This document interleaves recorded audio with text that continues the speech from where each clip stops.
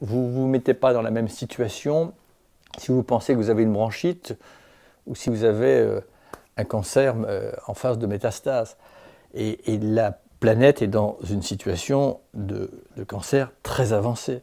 Emmanuel Macron, comme son prédécesseur François Hollande et comme son prédécesseur Nicolas Sarkozy, avaient le sentiment d'en faire plus, et ils en faisaient plus que leurs prédécesseurs.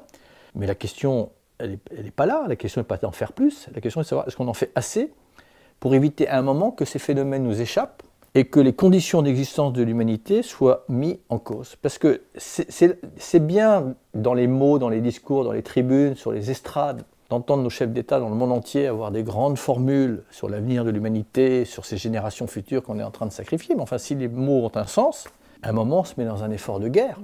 Parce qu'on est en guerre contre nous-mêmes. C'est un plan Marshall qu'il faut.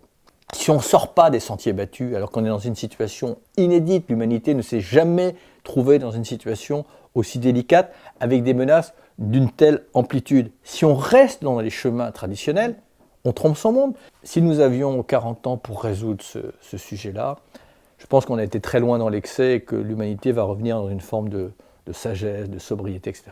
On n'a plus le temps. Vous dites on n'a plus le temps. On n'a plus le temps. On continue à encourager un modèle qui épuise les ressources, un modèle qui détruit les équilibres, à appeler de notre vœu une croissance exponentielle qui n'est pas la solution et qui est bien le problème.